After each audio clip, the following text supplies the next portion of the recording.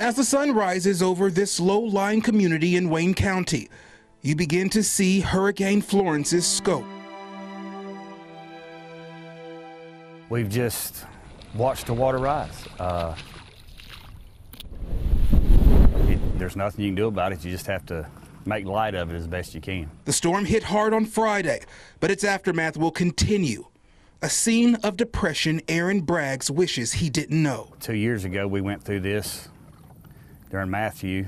6 months later, we went through it again.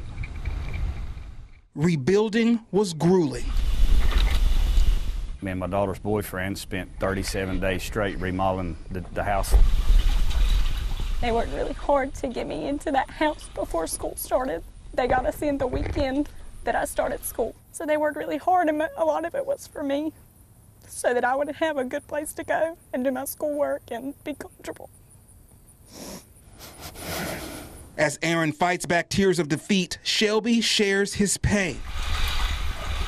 She remembers walking into her bedroom after the storm. When we went the first time with Matthew, it was really, really hard to see that because I've never seen anything like that before. And going into it now, it's kind of like, again, great. Again, they have to decide what's next for a third time. Well, the water's got my front porch floating. Probably 6 to 7 inches of water in the house. You know, we had just put down $3,200 worth of hardwood flooring in the house, and it's floating. Oh, there's Mama's birdhouse. Anything left in the home 3/4 of a mile downstream is now swamped.